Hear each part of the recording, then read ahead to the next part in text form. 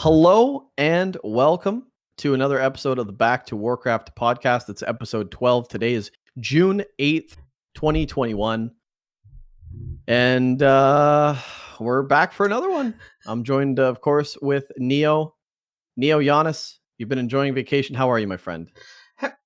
Why do you just assume that I enjoy it? Are you assuming Are you assuming my mental state right now?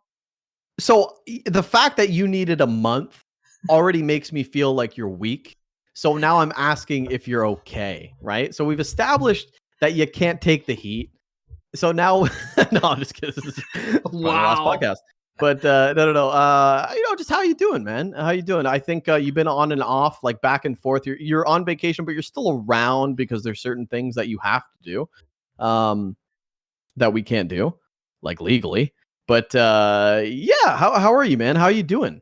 I haven't really spoken to you in a long time. How are you doing? Well, actually, we talked on Thursday. That was 4 days ago or something. No, today's Tuesday. 5 days. So this is one of the shortest periods between two podcasts. I hope we fill it or will fill it professionally. I'm all right. I still can't really relax too much. Today was one of the first days where I really enjoyed a lot. And then you called, hey, let's do a podcast today.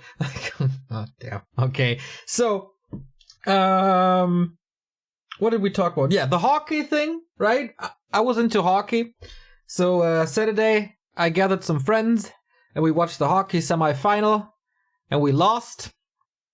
That hurt me quite a bit.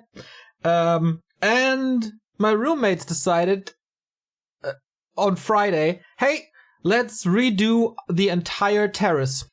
So all my plans of spending the weekend on the terrace, in the sun, with a book, with hockey, with a couple of drinks, out the window.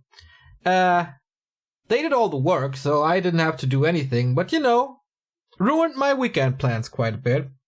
Then we lost hockey. There was constant noise of them redecorating everything, obviously. They did it very well. It was kind of their project. They did it very well, so I won't complain about that. But yeah, this was not the quiet place that I was hoping for. So there was noise from there. Then I had my Russian neighbors who were throwing a 3-day party. So there was no quiet place there. Then some other neighbors who are living basically in our third floor here in this house decided, hey, let's have a birthday party. I'm not sure if, there was all corona conform and all. That felt like there were 100 people in there. And I'm not too sure they were all vaccinated, to be honest. So there was a lot of noise coming. Uh-oh. Did you call the cops? No. I'm not that old yet, dude. I'm not that old yet. But here comes opponent number 4, I guess. One neighbor from the neighbor's house, so not the house that we were living in where the party was, but from the house across. He thought, well, you guys are a little loud. And he put the boxes, like his speakers, into his window towards our terrace and was just blasting techno music. So there was source of noise number 4. We have a little beef now. We have a little war now. And speaking of war, late at night, when everything was quiet and I was a little hammered and I went through the sorrow of being eliminated from the semifinals of the Ice Hockey World Cup, I hear a plop. And, yeah, I was like, what the hell is that? Is it raining now? Are birds or frogs flying from the sky? Nope. Another neighbor, this time the left-hand side. I think it's an Airbnb apartment because there's always different people there. I'm not 100% sure. They decided to throw the trash of their party onto our terrace. So there was sausages, empty salad boxes, plastic cups raining down on us. And of course, horrible German rap music. So we kind of declared war and threw stuff back, like water balloons and stuff, nothing too fancy. And yeah, we kind of have war with 2 of our neighbors now that we don't know. Another thing, like, On the ground floor, our neighbors have dogs, and from the birthday party, 1 or 2 glass bottles fell down from the 3rd floor to the 1st floor, so there was splinters and glass shatters everywhere. That was stressful. My weekend was completely horrible. From front to back, pretty much everything was horrible. Was just noise and annoyance and stress. I hated this weekend. That was my weekend. That's one of the worst things, man. If you fight with your neighbors, or you have beef, or you know that they're gonna go out of their way to fuck you over, that is like one of the worst things you could do. Yeah. Living in an apartment. That's pretty wild, man. The fact that you're actually fighting with bunch, like 2 or 3 of them, is not good. It's not healthy. You should probably squash that beef. You know what you should be? Unless they know you personally by your face or whatever, you should be the nice one in the apartment that says, you know what, my roommates are dicks. Let's try to work it out, because that could backfire, man. You could have dogs pooping on your stuff. Maybe they throw a bag of poop down. Maybe they set it on fire and throw a bag of poop down. You seem very experienced. Yeah, no, it's not a good spot to be in. You don't have all. Yeah. The beef with the dude with the loud techno music continued on Sunday. And then we asked kindly if he could turn the music down, and he finally showed his face and said, "Oh, it was so loud last night." It's not us, man. We're just sitting here on the terrace. We're playing some ping pong, watching ice hockey. The guys. What did he say? You cut out a little bit there. I think your pop filter's on or something. If you scream, it cuts out. Oh, sorry. So basically, he thought that we were so loud, but it was the neighbors from upstairs who were so loud. And yeah, we kind of told him that's not us. I don't think he believed us. That was like first contact. I'm curious, he didn't want our numbers or anything. Like, that would be the easiest thing in the world. Just create a WhatsApp group or whatever messenger you use. Like, hey guys, you're a little too loud. Could you quiet down a bit? Nope. He declared all out war on us. Wow. So yeah, we'll see. We'll see where this goes. I am looking forward to a summer of warfare. We lost the first battle. That's pretty sure. I mean, we had trash on our terrace. So yeah, the guy above is always going to win. You don't want to beef with the guy above. Clearly a loss. But, we got some time to prepare. Summer's long. So either we settle this in a diplomatic way with a WhatsApp group, probably, or I'm going to have a lot of fun in the next 3 to 4 months. Oh, no. That's brutal, man. It's summer, too. Everyone's out. Yeah. That's pretty brutal. That sucks, man. Like, you can't live. Like, you can't win. You want to take a break. You want to relax on the terrace, and people are just dropping. I mean, would the sausages look good, or? No. Pretty cheap, if you ask me. That's too bad. Yeah, but now 2 of my roommates are gone. That already makes everything a lot quieter. If it's just 2 people in the apartment, not 4. One half of the ground floor neighbors is gone as well. The Airbnb apartment is empty again, so I guess I can enjoy the next 5 days. And then I go to another city, and then there's just 3 days, and I move into a little flat at the beach for 5 days. So things are probably getting better from now on. Why don't you, and this might be stupid, but why don't you just get your own place? You can afford it. Could afford it, but then, like, the market here in Hamburg is absolutely horrible. So it would be a lot of stress to just get an apartment. Then I would have to make sure that it's kind of noise proof as well. Otherwise, I have the same situation with other neighbors. And our place is really cool.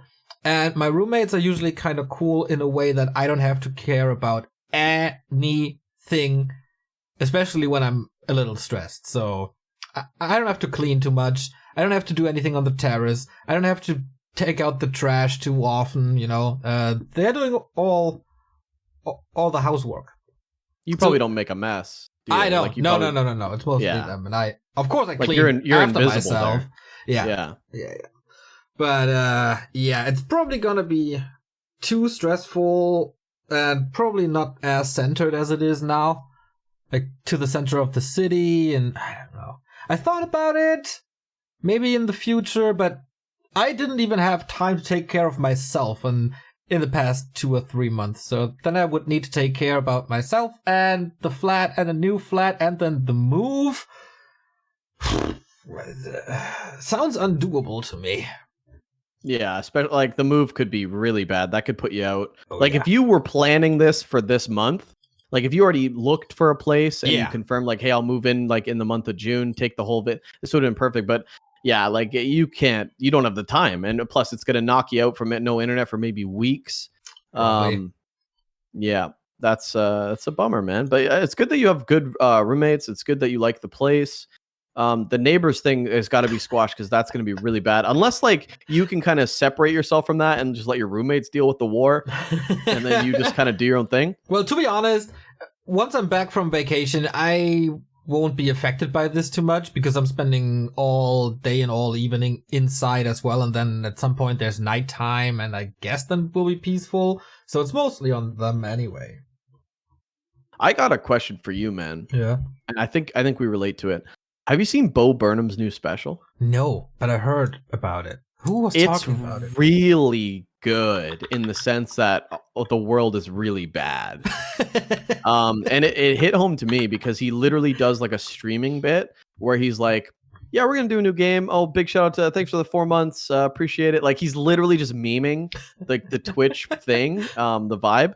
But then he also like points out like how what we're doing right now is becoming like our real world, and we go outside to like shop or like get a haircut, but then we're right back here. Like this is the world we live in on Instagram and through like Twitter and it's so bizarre. And I was wondering if you can relate to that, where when you go outside and see sunlight, do you feel like that is the outside and this is the inside for you? You know what I mean? Because I feel that way too. Like I feel like going outside is like taboo almost. Like I used to bar hop and stuff, but like I feel like going outside is like weird for me now because my whole life is dedicated to this online bubble, if you will, that we lock ourselves into. It was very eye-opening to watch that special, and I just wonder if you relate to any of that. Oh, definitely.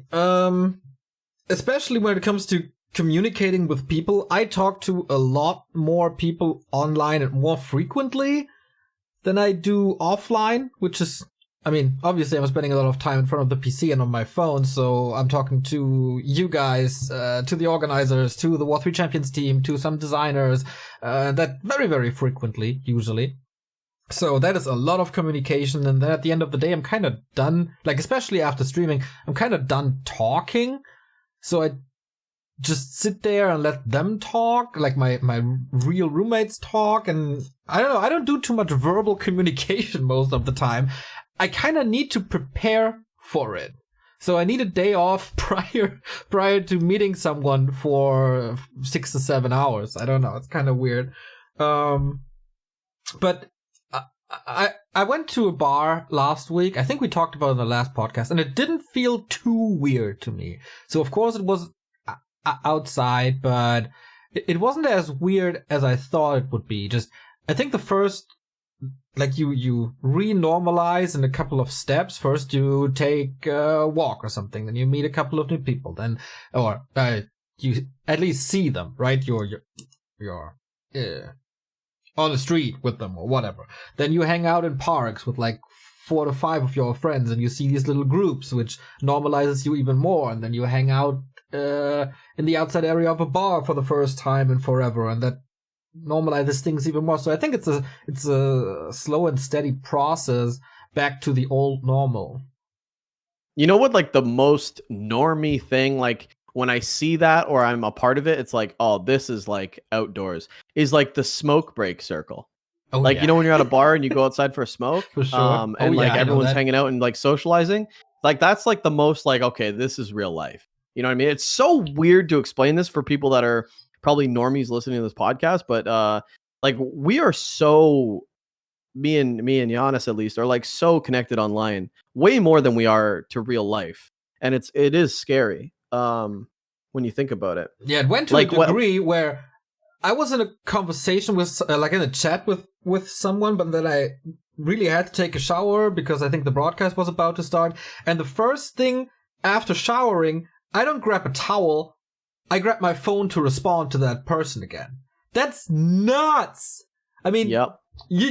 Same. It's a 1 minute, 2 minutes thing, but that already puts a lot of stress on you as well. Like, you just had this 5 minutes of relaxation with the shower, and then first thing is you just stress yourself again by continuing this conversation while drying up, while doing whatever you do with your body after showering.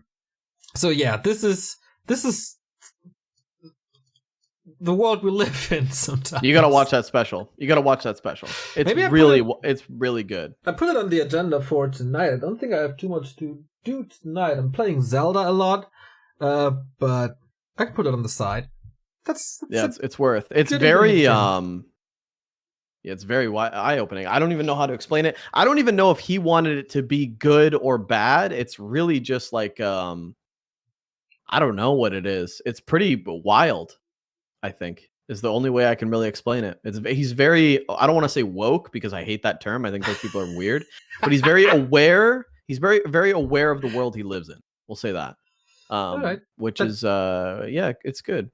A lot's happened since you've been gone. You know, just a tiny little thing that goes kind of hand in hand with the book I'm reading. That is by Haruki Murakami. That is my favorite author from Japan, and he wrote a book called Killing Commentador. That's what I'm reading right now. It's about an artist who had a pretty good life, had a fiance, etc., and then his fiance just quits him, and he's self-isolating himself. This is where like that part is starting right now. So yeah, that's a big topic at the moment, I guess. Yeah, that's a weird thing. Like, I'm single, but like when I was in a relationship, I wasn't as committed to online things as I was now. Like, I had Dust Gaming and we were just doing our thing, but I could easily just like take the day or whatever. Like with the commitments I have to Back to Warcraft, I don't know if I could honestly step away from commitments, but also like if I'm out for dinner, like I'm gonna want to look at my phone. Oh yeah, like I'm gonna want to check what's going on because I probably canceled something that I was going to do online to go out and spend time with like my significant other. For sure. So like on the back of my, like, and I've been there, I've been at like the sushi restaurant and I'm like, I have my phone there and I used to put my phone upside down out of respect. Like even if it flickers notification, like I'm focused on you, the person I'm with. But there were times like the walk to the restaurant, I'm on my phone, like the walk to the car, I'm on my phone. And if she opens the phone, then I'm opening the phone. You know what I mean? Like, so like my main priority is like, okay, as soon as like wrap this up because I'm probably missing DMs or I probably need to do something. Just very, very bizarre. Like, I don't even know right now with like the commitments to Back to Warcraft if I could have a relationship. Yeah, for sure. You oftentimes say that in our private chats, etc. I'm married to this channel. And married to the channel, and that's kind of exactly what it is. You gotta take care of all the people in the team who are oftentimes also behaving like children. Pretty similarly, actually. There's a lot of chores you have to do. You gotta get the money, and you gotta feed everybody. Us and Back to Warcraft is pretty much like a 4-man marriage, which is kind of weird. But hey, it's a polyamorous relationship where the channel is the woman and we're all just like trying to chip away. Yeah, we all bring something different to it. Maybe we should move to Utah. Oh, well, yeah, maybe not. Yeah. They won't probably Alabama or Mississippi or something like that. Who likes polyamorous? Yeah. Would they be fine with the homosexual aspect of that 4-man marriage, though? I think so. Well, it depends where you go. Yeah, probably not Utah. Polyamorous states in U.S. There's like, I don't know. I watch like, those shows where like it's like one wife and like 4 husbands or something. There's like TV shows. I don't know. I know other. I don't know. I don't know. Massachusetts city officially recognizes polyamory. Maybe it's a Massachusetts show. I don't know, but I know other formats where it's like that. There's a lot. I mean, people do it. It's very common. Yeah. Polyamorous relationships are a thing. I'd be for it if I could swing it. Dude, don't you think it's super stressful as well? Because not only do you have to please like one woman, that's stressful enough, but like 4? Charlie Sheen does it. What? Isn't he like half dead by now? Yeah, he's literally like a zombie at this point, but he still swings it. I don't know. It's so the tiger blood didn't work, eh? I've never had the option. I think I don't know. It's I've been in different relationships though, and the person that I was with offered me different or brought different things than others.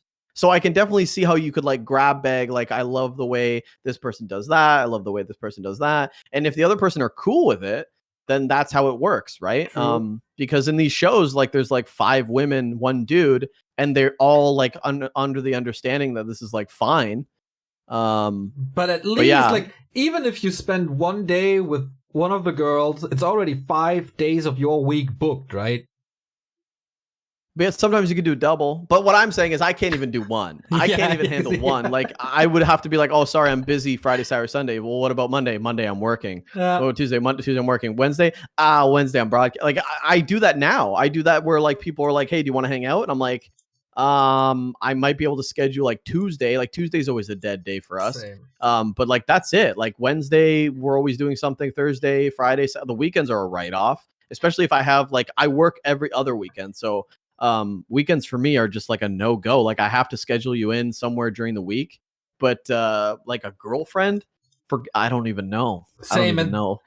Of course, the other people that you want to meet, they want to hang out on weekends because they have to work 9 to 5 from Monday through Friday. So it's really, really complicated to just hang out. It sucks. Plus, people like make plans and bail. I think people are so like people don't like committing to anything, and they just like True. I think they like the idea of like, oh, let's hang out on Friday. Yeah, that sounds good. But when Friday comes, they're like, and like that happens so much. My day was so busy today. No, I think because of the phones, man, it's so easy to find a better alternative like that, you know? So people don't want to commit. Like, someone will never make plans with you for Friday because it's Tuesday, and Wednesday or Thursday, something better could come up for Friday. So I think people are just really flaky and just like afraid of commitment because there's always something better. But let's be honest here. Like, what could be better than spending an evening with Ricky Robidoux? There's people here listening right now who would pay for the opportunity. No, that's not 3 true. to 4 digits. I'm 100% sure. No, that's not true. Guys, put it in chat, put it in the YouTube comments, put it on the Patreon comments. Pay 3 digits, like $100 minimum to hang out with me? No. For sure. Of course not. No way. Just ask Emma from DreamHack Social Media. Emma would pay $100 plus to hang out with me? What am I, like famous? If you wear the clown costume, sure. Yeah, she would do that actually. Yeah. But I don't know, man. I don't know. I'm first of all, you don't have to ever pay to hang out with me, okay? If you see me at a LAN when we have LANs, just come up to me. We'll have a beer. We'll have a good time. But don't be afraid, please. I want to hang out with you. That's one of the best parts of all of this, like meeting real people. I wish that we weren't, dude. Can you imagine if we joined? Maybe we wouldn't have had the same success because a lot of people are at home, and maybe I wouldn't have even taken this plunge if COVID wasn't a thing and I was locked in my house. But can you imagine if we had the year that we had, but with LANs? It would be the most fun we've ever had. It would be the most fun I've ever had in my life. Probably, yeah. It'd be dope. We'd have so much likely. fucking fun. All 4 of us, we'd get hammered, we'd party, we'd cast, we'd do what we do, we'd travel the world. It would be amazing. Yeah, but it's a really interesting question. It's like would you and Carson have this gig if not for COVID? Because when you really started to shine was DreamHack America, right? That was the first time we, of course we had Dust League, but it was kind of your thing, and you did it. Like, you did everything, and we didn't have to do much for it at all. So when we were working together for the first time was actually DreamHack Summer, and DreamHack Summer wouldn't exist if not for the pandemic. And I don't know if they would hire you in. Because I don't even think that honestly it would be an option, because if we just kept going to the LANs, I would have been, well, I'm a manager trying to show off Hitman to Melbourne and to, you know what I mean? That would have been my thing. I wouldn't have been thinking like, oh, everything's online, let's try to cast. I mean, the goal was to always put Dust League on Back to Warcraft, but something happened with COVID where we both, Carson and I, decided let's just give this a shot because it's a lot of fun. But yeah, would they have hired the same amount of casters for that? Maybe not. I mean, for Anaheim, probably just be me, Remo, Todd with a different host all the time, I think. Yeah, I don't even think there'd be room, even if they really wanted to. I don't think there'd be room for us. So the fact that we have this online 14-day region thing, you don't have enough manpower. So it kind of opened up that window for us. But it's a really good question. So it's a catch-22. Like, yeah, life would be so much better, but you wouldn't have this life if it wasn't for COVID. I mean, I wouldn't be able to just write off my whole year for work and this channel, which I chose to do last January. I chose, you know what, all my vacation will be dedicated towards this channel. All my time. I gave the entire year of 2021 to this channel. So far, it's going good, but I wanted it. And I took that decision knowing that if I get in a relationship, the channel comes first. If I want to go on vacation, the channel comes first. Like anything. I wouldn't have had that opportunity without COVID, because I'd be working and I'd be outside. I'd be social. I used to be social. Now I don't really want to. Yeah. Yeah. Same here. Like usually thanks to the terrace and etc. etc. There were always a lot of people hanging out at our place. Like sometimes I thought you said terrorists. I was like, because we have a lot of terrorists. No, we have a lot of terrorism, so I like to stay home. I was like, yeah, well, stay home, dude. That's pretty scary. Because of our terrace, which is pretty good, we always had like 10 to 12 people here at our place, and then I just had a 10-hour broadcast and I just want to chill, but there's 10 people outside, so I can't really. I'm not looking forward to having that again. So to that degree, I wish I could have like my little bubble here, where people just can't enter, but I can invade their space, you know what I mean? Yeah, I do know what you mean. I'm the same way. Sometimes I'm really sociable, and I think people probably in my house think I'm like bipolar, because I'll be like, anyone asks me a question and I'll just snap sometimes. Like I don't want to hear it. I'll give them like a snobby response, like I'm not in the mood, and then they go like, "What's wrong with you?" And I'm like, "I don't know, just leave me alone." And I can't explain it. And then other times I'm like, hey, like, do you want to go out for something? And they probably think like, dude, you were such a dick yesterday. What's going on? And it's weird, man. Like, I don't know. Sometimes you don't want to talk to anybody. Exactly. And then it's the little things too. Like, it's not even that what they said was bad or annoying. They could have said anything. They could have said, you want $1 million? I'd be like, oh, leave me alone. Get away from me, you know? I totally feel you, man. Especially when I come home from like getting groceries or visiting a friend or whatever you do these days. And the neighbor's dog is barking, right? Because he sees me, he's kind of excited, he likes me, so he's barking to say hello. And sometimes that pisses me off so much. I want to kill that thing. Not really, but you know what I mean. And sometimes it's super nice and you cuddle with him a little bit and then you head over to the neighbors for a drink and all of a sudden it's 2 a.m. and you're hammered. Like, both of these worlds exist and I can't really make a prediction. Like, is today a day where I'm getting annoyed, or is today a day where I'm hanging out with them? Like, it's so weird. Also, I think my tolerance for noise is drastically going down. Like, I can't tolerate too much noise that I'm not creating myself anymore. And I think that's due to noise-canceling headphones, because they can just shut up the world whenever I'm just by myself. But if I'm not used to, like, annoying noises anymore. So I don't tolerate them anymore. I'm like, as well. Because we control the sound, I also pick up other sounds better than I did before.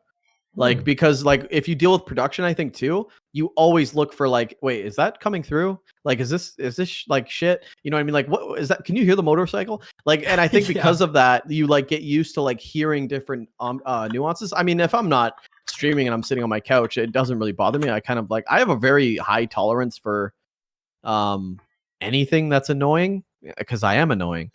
Like, I just honestly, I don't really care about much, man. Like, it's kind of hard to to trigger me. You probably know this already. Like, Oh, yeah. it takes a lot to like bother me or upset me or trigger me, and I'm pretty chill, man. For the most part, I'm just chilling. So, True.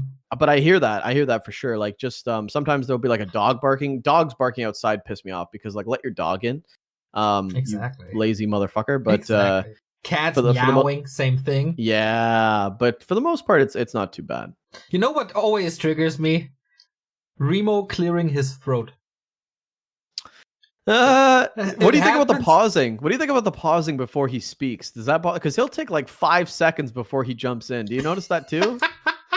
And like he'll take a breath sometimes. Do you like that? I can't understand it, especially with online casting, because sometimes you don't know if your co-caster wants to talk a little more, especially with me. I'm kind of doing awkward pauses sometimes.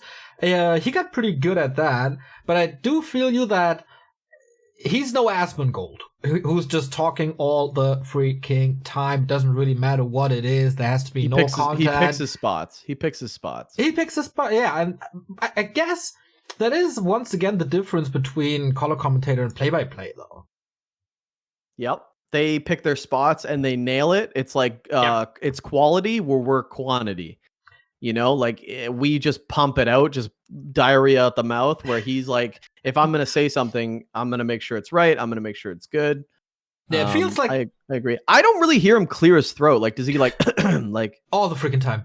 I don't hear it. Dude, maybe I don't notice. Will. Now you will. It's like these... Now I will, yeah. How I Met Your Mother glass shatter moment that now I told you, you will realize it. And all the people out there as well. Dude, it happens. So, like, I don't know. I don't know what's wrong with his throat, man. Do you like eye roll or what? Like, because we can't see you. Do you like go like, oh my god? Yeah, depends on my mood as well. Sometimes I just ignore and tolerate it, and sometimes I'm like, dude, just mute or do it in the breaks or whatever. I've been getting used to, you know what's bothering me? I've been getting used to muting when I have to cough or when I have to sneeze because I have the mute button on the Stream Deck. Thank you. Yeah. But when I'm not casting, like when I'm not producing, I can't use that. So I have to like tab out, go to the Discord, mute, and sometimes like it's like so stressful. Whereas before I just press a button. Dude, do you get used to that too? No, because I have a solution for you. What is it? It's a Stream Deck button that doesn't mute the OBS source, but it does mute your entire input. Right? Are you kidding me? Right? What? Because I had the same issue that you had, and then I thought, this can't be the only solution. Like, if you're not streaming, there must be a better solution to just mute yourself with a Stream Deck. It's the best thing ever, by the way. And then I found it. I'm not 100% sure what it's called right now, but I will dig it up. It's super easy. Yeah. Wow. You're gonna have to show me that, big boy. Oh yeah. If you're a streamer, by the way, and you don't have a Stream Deck, go get one. Like, it's the best. Yep. It's the best thing. It makes everything so much easier. You know what is a big game changer for me, and I used it all the time, or I had to do it all the time? You know, with our overlay, we have to change the name or the color or the data sometimes. Mm-hmm. I had to tab out and scroll over and then do it. And sometimes you like scroll to the right of the game when you're doing it, and it was so annoying. But now I could just press a few buttons. I don't even have to exit the game. It's so worth it. Stream Deck, guys, get the extra large. It's worth the money, man. You get tons of extra keys. You'd be surprised how many keys you actually need sometimes during a broadcast. Definitely worth. And there's a little plug there. True. Shout out Elgato. Whatever they do, it's just great. The lights are amazing. The Stream Deck is fantastic. The green screens are super easy to set up. Man, we're not even getting paid. And yeah, we just, if you want to take it to the next level, use Elgato. I'm not too sure how good the microphone is, but I heard it's super easy to set up as well because Scription is using one, I think. And yeah, very good quality in whatever they do. So what do we want to talk about Warcraft? We just get like 35 minutes. How long has it been? Wow, 35 minutes. We're good at this, man. We're getting good. You know what? I'm enjoying it. You know, we're just shooting the shit. Yeah, we can talk about Warcraft. There's been a lot that's happened. Yeah, like I didn't see anything at all. Just a couple of tweets, and I want to give a little shout out before we dive into the topics we created. Armin VB won a silver cup, I think, and he's one of my favorite people in the scene because he's such a super mega nice guy. He is streaming very frequently. He's using his social media really well. Like prior to a tournament, he says, "Hey guys, I'm playing this one. Watch my stuff here." After a tournament, he briefly recaps his run. And I'm following him for a long time. It was super cool to see his progress. It's kind of similar to Hipposaur. And then he finally won a Silver Cup last week, and he was so happy. I mean, how much joy can you put in a tweet? It was so cool to see. Armin VB, one of the greatest dudes in the scene, I think. He's super nice. He helped me with the server issues because he's from Amsterdam. Definitely Netherlands, but I'm not too sure. Or Netherlands, yeah. But Amsterdam is in the Netherlands. I just don't know where from the Netherlands. I'm not too sure either, but yeah, good for him, man. It's good that he won. Super. A lot of guys grinding, man. Under the, I wouldn't say that Armin VB is under the radar because a lot of people know who he is, but a lot of people grind, and when they get that recognition, we notice, and it's always good. It's always worth it. Sure. So, WGL qualifier happened. There was a lot. Oh, there is a lot to talk about. I did pretty much nothing except I told WGL, like, yep, we're doing it, and then passed it over to you and Remo and Carson to do it. So I have no idea what the issues are. How did it go? Fill me in, Ricky.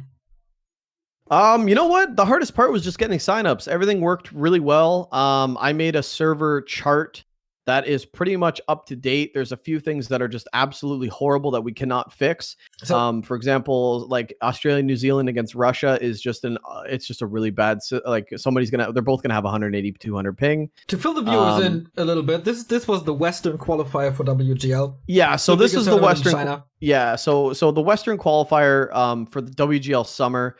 Basically, they're taking 16 players. It's a really big prize pool. It's still not announced yet, but they offered 2 of those 16 spots to be Western players, basically outside of Asia. So we were in charge of hosting the qualifiers to get this done. We had our open qualifiers where we took 4 players, and then we invited 4. So we have 8 in the closed, which is going to be played next week. 2 of those players will go to the main event, which is really nice of WGL to do. And since this was the Western qualifier, it is everything outside of Asia in one qualifier. So hosting situation is a little tricky. We saw that during W3 Champions Finals already, and Ricky was up to the task to create the most fair host solution that we can probably get. And now you can continue.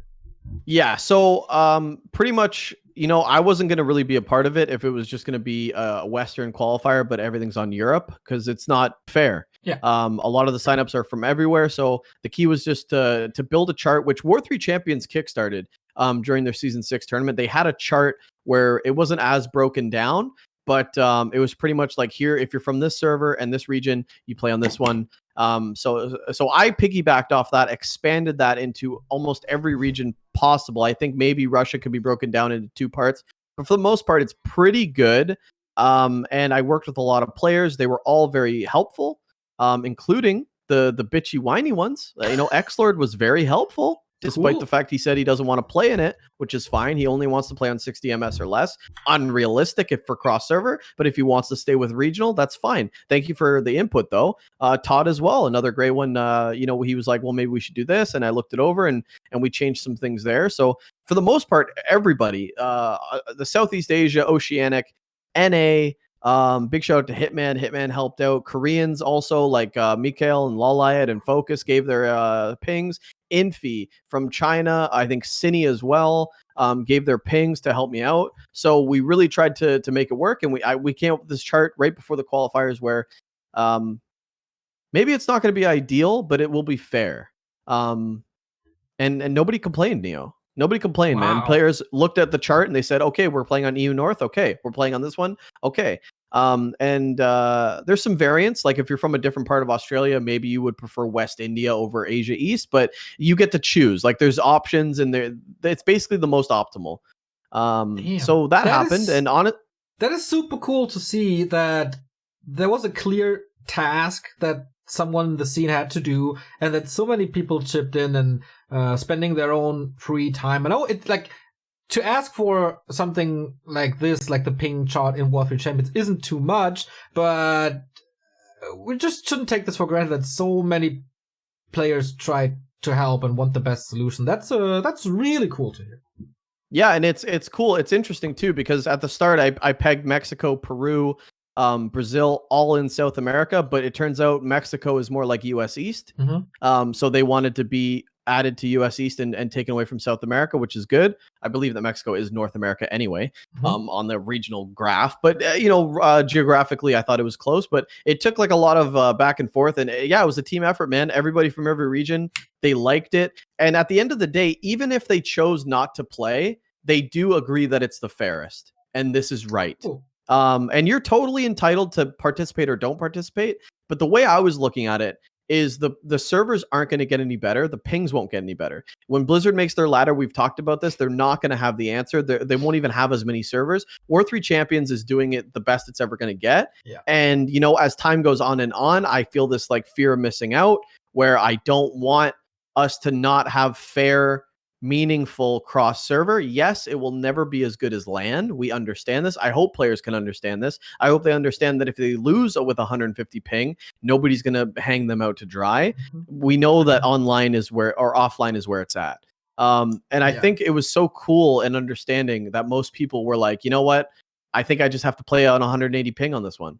Or I think, you know what? I think we both just have to have 130. And to hear that and to not hear them like initially like, fuck, like, why you? Well, I want to play on 30 ping, like it was so cool that people were like, oh, you know what? I've looked at the numbers too, and this is right, or this could be adjusted. But for the most part, people were cool with it. I think that was fucking awesome.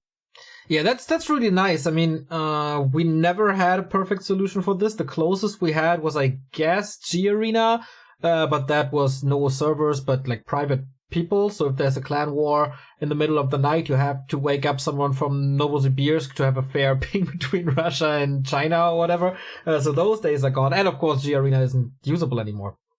So yeah, this is as good as it gets. Maybe people discover new server solutions for some reason, like find a new provider that we could add, or find a new location that might be better, because it's so weird how all of this works. Like, of course, it's region based, but it's also very specifically location based. And even if you're in the same city but have a different ISP, like a service provider, it can still be very, very different. So even that, like, isn't a guarantee, especially in China or in Russia. Also in Germany, it's a big thing. So it is a very, very complicated task, and that people accept this and just not whine and bitch and come to one solution. That's really, really cool. Did you use the artificial ping feature, or is that all without it? No, we didn't. I just learned about this later, that we can actually do that. You can raise the ping. I haven't done that yet. For the most part, players do prefer that 80 130 80 over 130 130 130. Okay. So I do feel like I've asked them, would you rather just find the lowest ping for both of you and then both have that ping? They say no.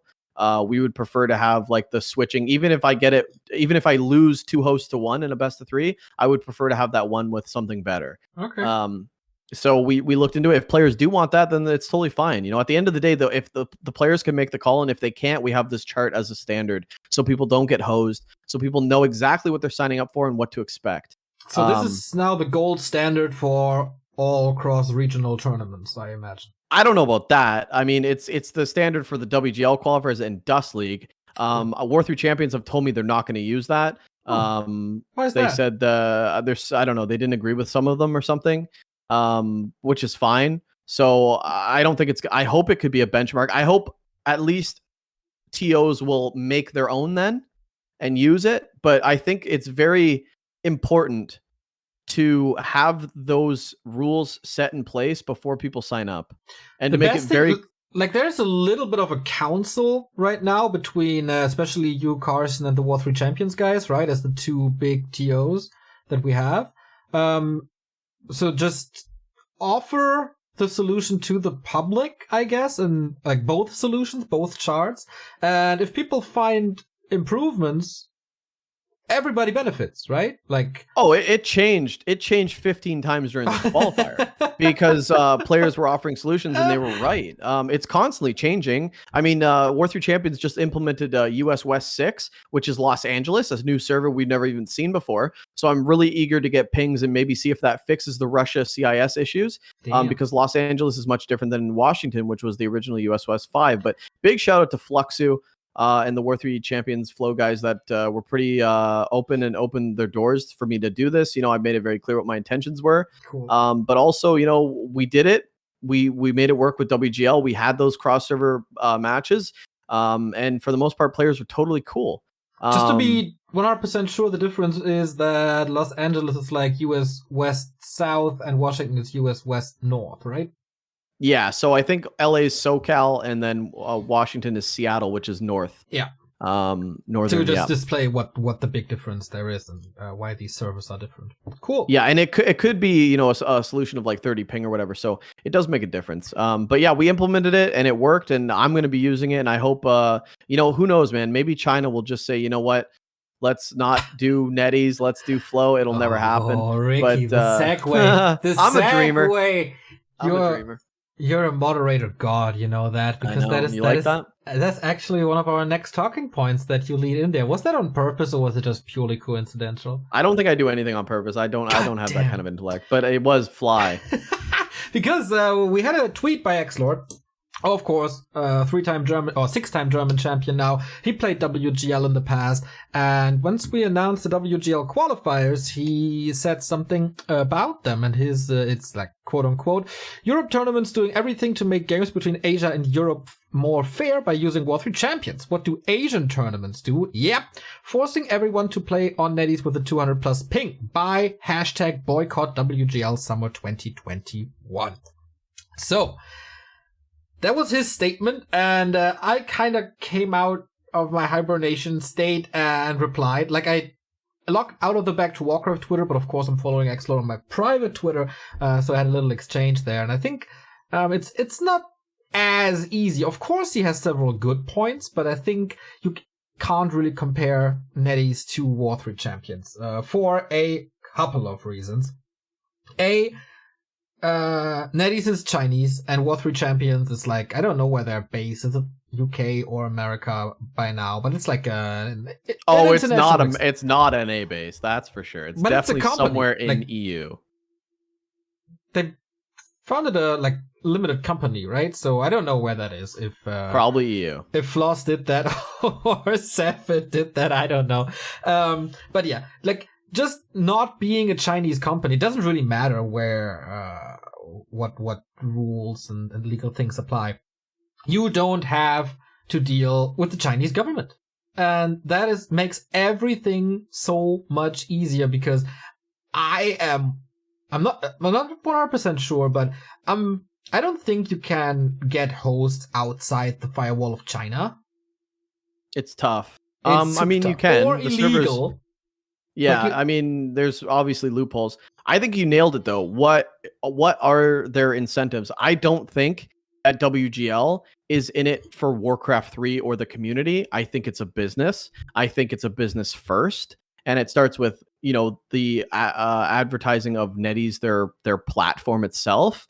Are they going to deviate from the entire point of advertising to not play on it because it's not optimal? That's what they're going to say. Oh, why are you playing on Flow? Because it's better than our platform. They're not going to do that on a business standpoint or anything. Plus, it's, Chinese government, they could do whatever they want. They don't care about everyone else's feelings, which is, it's great for business.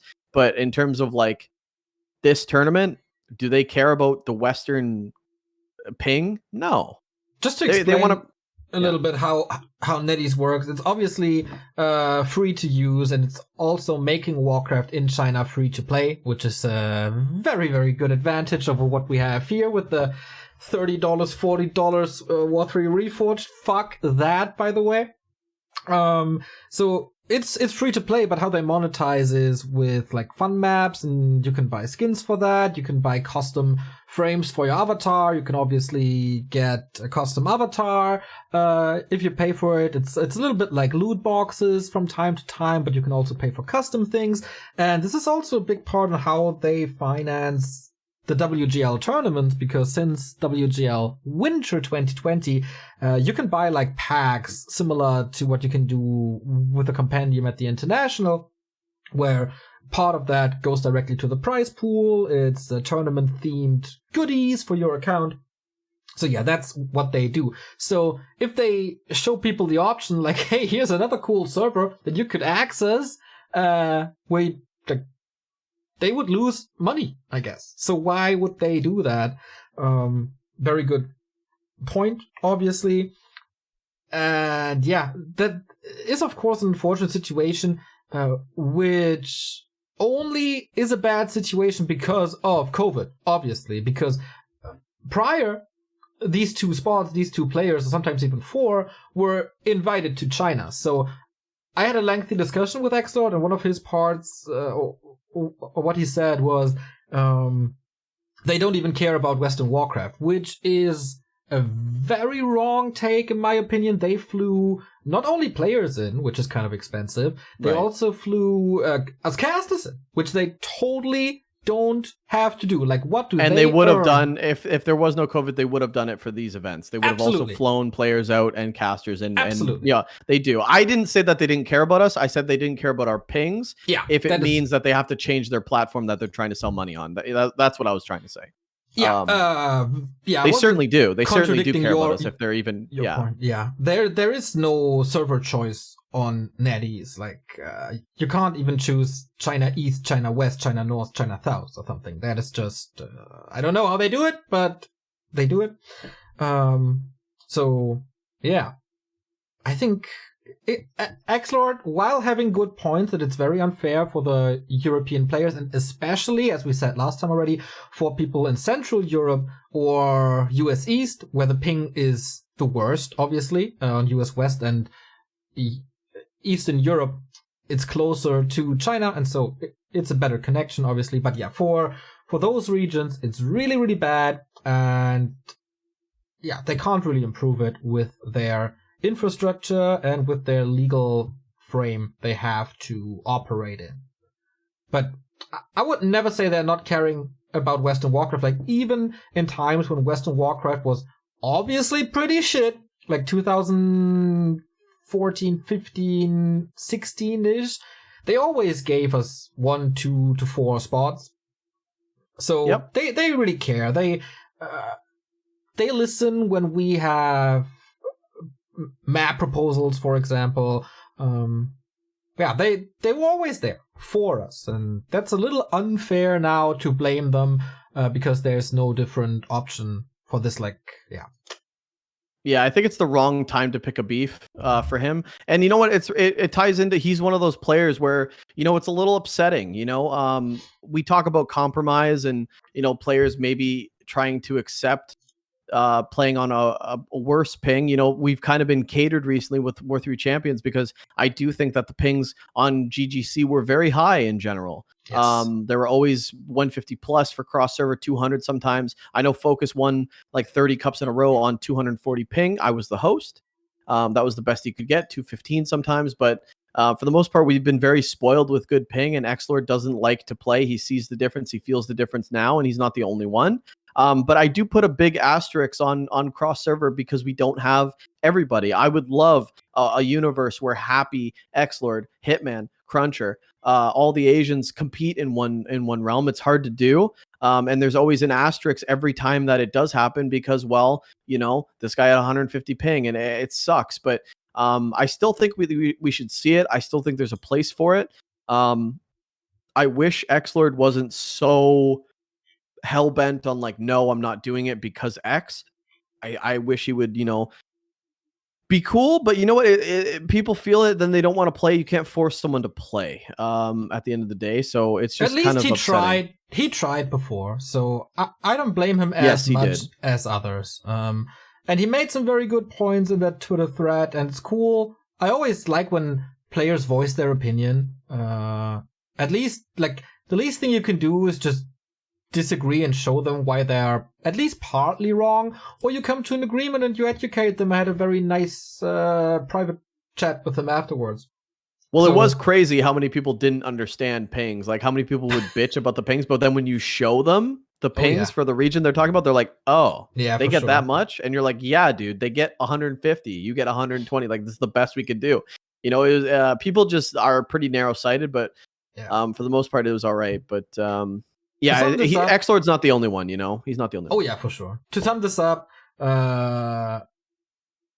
commercial reasons, legal reasons, and we should be a little more appreciative towards WGL that they still give us 2 points, which makes things more exciting. Like, even if Foggy is not fighting for the grand final, but for the round of 8, it's still way more exciting than not having European participants, and for some people in some space of the world, it's not that hard. So WGL is going to be cool. Midst of July is when the main event happens. Ricky, every week we want to talk about monetization and tournaments and stuff, and once again we're very, very close to the 5-minute mark, and we still have to do some Q&A, so I guess we have to postpone that topic once again. Oh, I thought you were going to say, I guess, 2-hour podcast, but yeah, it looks like it's going to have to be postponed, but we do have some good questions. You know, last week we had some killer questions. Big shout out to you guys on the Patreon. You guys nailed it with the questions. That was pretty exciting. But we'll take a few for this week. Corey Kaler coming in. It's Kaler. Why? It's an OE. It's O. Kaler. No, it's Corey Kaler. We asked him on stream, and he said that you guys, it's weird that you guys say his name wrong because you're German and it's a German name. But anyway, let's not embarrass you. Let's just, let's just answer Corey Kaler's question. For all the Germans out there, it's spelled Koelher. That is Köhler. Well, it tastes good. I like Pepsi preferably, but okay. The question from Corey Kaler is: what do you think about the news regarding Frost Giant and the other companies made by ex-Blizzard folks? I think I heard they were reaching out to different strategy communities like Age of Empires, StarCraft, Warcraft, etc. Have you had a chance to communicate and get an inside scoop? If so, anything you can share? I'll start with you, Frost Giant, or other indie companies that are making RTS. What do you think? Yeah, obviously great. That things get decentralized from Blizzard is, I think, a very, very, very, very, very, very, very good thing at the moment. We all know why and how, and the downfall of Blizzard. The videos are out there. So having very talented and passionate people, I don't really want to say passionate, but in this case it really fits. Very talented and passionate people with decent funding working on games in a genre that we love is obviously a very, very good thing, especially if you already have proof that they know what to do. And in the environment of a new company, which is a lot smaller than they were before, they have a lot more freedom. So maybe there were a lot of ideas that were just nixed because one CEO thought that's not a good idea, or that you couldn't implement it because you couldn't monetize it or something. With a small indie company environment, I think there's a lot of potential for fresh ideas, even though there's, of course, a lot more challenges because you don't have as much help as you had before. I think Monk talked about it on the recent Pylon show with Artosis, that at Blizzard, obviously, there's a department for coding, designing, Q&A, marketing, esports, etc., etc. And now at Frost Giant, if they are on the Pylon show, they have to put out the tweet themselves, right? So it's definitely a different environment. But everything I see from the outside perspective is really cool. The people that work there, especially Monk, amazing. There's a couple of people who got a lot of trust from the people that I know from StarCraft. There's some people that worked on Warcraft 3 already. Not Reforged, but, the good old one back in the day.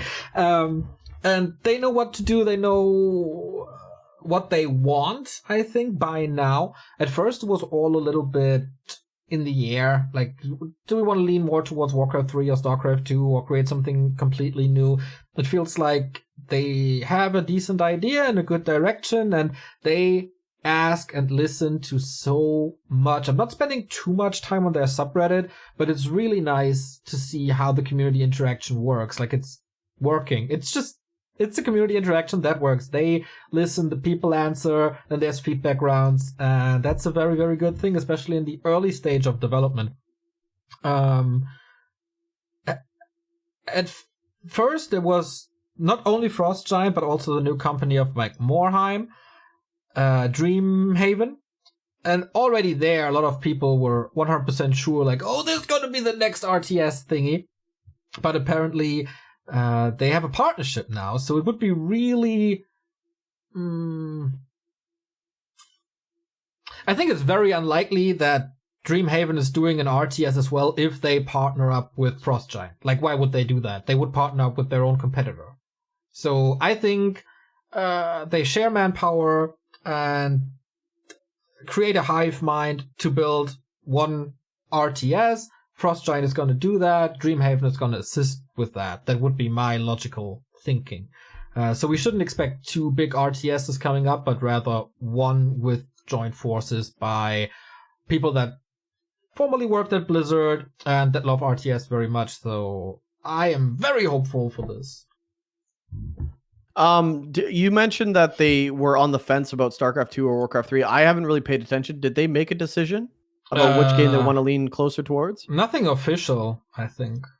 Oh, okay. So I don't really know, but...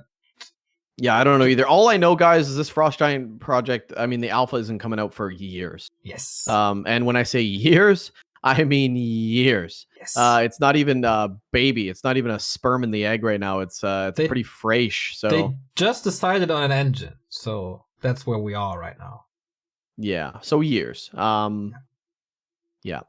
Inside scoop. No, I don't have any inside scoops about this. I'm hopeful. I think it's a great step for RTS in terms of now we don't have to rely on being held captive by Blizzard. If there's a game that comes out with a community, we can actually just wash our hands and be rid of this piece of shit company that's been shitting on the esports community that it harbored for years. And I am so ready to jump ship that you have no fucking idea. I love Warcraft 3, but if there's something else that's better and we can get behind it and it's good, I will get behind it. Warcraft 3 is always going to be in my heart, but I don't look at Warcraft 3 and Blizzard. I look at Warcraft 3 as separate. But I think it's time to stop being held by chains by this company that's really just grabbed us by the balls for years. In that regard, a little follow-up on last week where we said, hey, there was a patch and there are no patch notes. So what the hell? I reached out and I didn't get an answer and there's no patch notes in the forums. So... Hey, there you go. Hey, but you know what they did? They fucked up Concealed Hill. Hey, let's no more replays to watch. Who cares about analyzing the game for the past 18 years, unless you got Lady Lisa and stuff like that. But all right, thanks. Lady Risa. Is it Risa? I love that. I love that lady. She's great. I met her. Yeah, but good. Twice in real life. Oh, really? Yeah, she was at World Cyber Games Xi'an. Oh, it's not a dude with a girl's name that's like anime. That's a real person. That is a real person. Is her name Risa? I don't know. Oh, I didn't know that. I thought that was like one of the, like someone's got like a girl's anime name, and it's like I don't know. I didn't know. Yeah, you start a World of Warcraft character as a female gnome or something. Yeah. Yeah, no. I didn't know. Yeah, that's cool. Risa is amazing. Super nice. Yeah, so sorry, Corey, however your surname is spelled. No inside scoops, but a lot of hope. All right, there you go. Question from Wantu. Big fan of Wantu. Good guy. Top 5. He says there's a bunch of events happening in Warcraft 3 right now. Some the same old characters and some meant for specific types of players, like lower level leagues, region-based leagues, etc. What sort of events do you think are missing? What kind of events would you like to see? Cool question.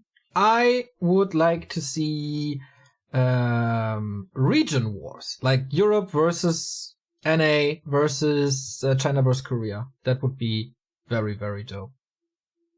We didn't have that in a long time.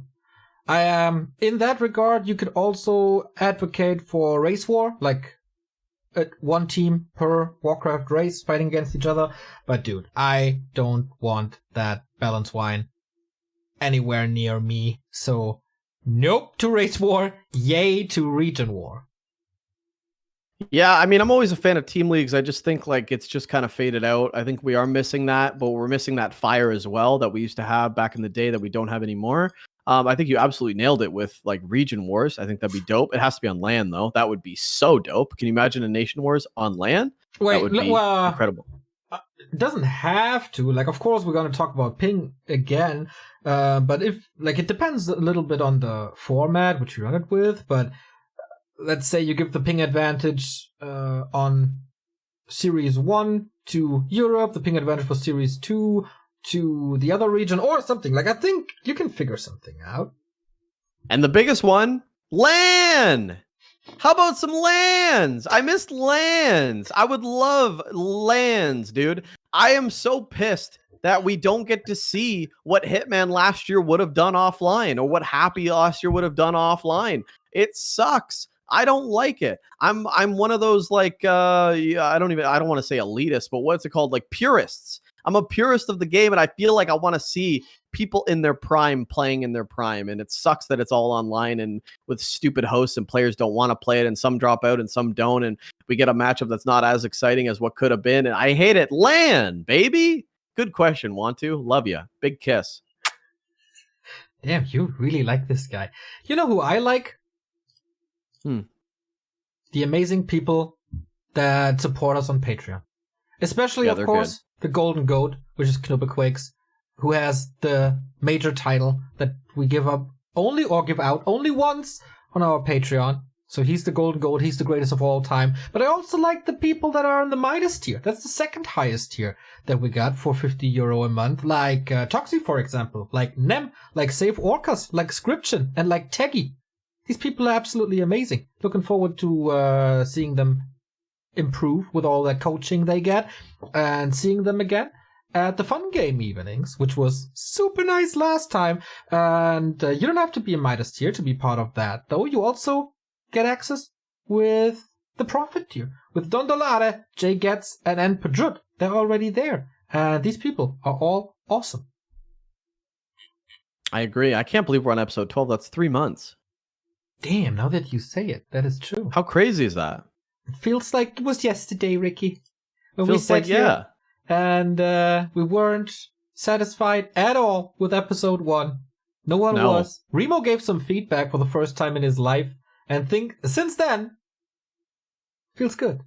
It feels good. I'll never go back and watch episode 1. And if you're listening to this right now, please don't do it. If I could delete it, I would. But it would just look ridiculous when we started at episode 2. Yeah, that's going to be it. But yeah, of course you don't have to be a high tier Patreon to support us. There is smaller tiers as well, the tomato tier, where you get access to the exclusive Discords that we have. That's a little, like, of course we love our usual people in the Discord as well, but you know, it's a little early access, a couple of sneak peeks, and we definitely prioritize our supporters Discord over there. You get early access to this very podcast with the coach tier. 1 week early. If you can't get enough of us, sign up for the Patreon and get this all 1 week early, and of course a lot closer to the action when it actually happens. Like last week, I think the episode with Insub being banned was released. Now that we record this, he's unbanned, so you know, time just passes by like crazy.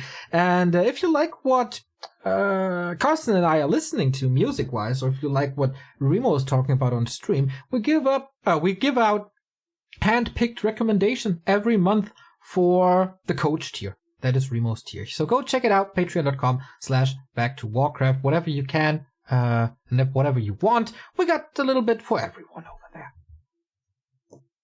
And of course, support us on Spotify, on iTunes, on Google Podcast, and on YouTube. Just give a thumbs up. Give us a star. Give us 5 stars, actually. 1 star isn't enough. Subscribe so you get all the episodes into your feed. That already helps making it a little more visible. And I hope you guys enjoy what we do here. If not, there's feedback channels on the Discord, and you can always reach us at Bido@Back2Warcraft and Neo@Back2Warcraft. Wow, nice plugs. Next week's going to be very exciting. Is that so? Yeah. Why? We got some news. Huh. Next week should be very exciting. I hope. I have no idea what you're possibly talking about, Ricky. We love you guys. Bye. Bye.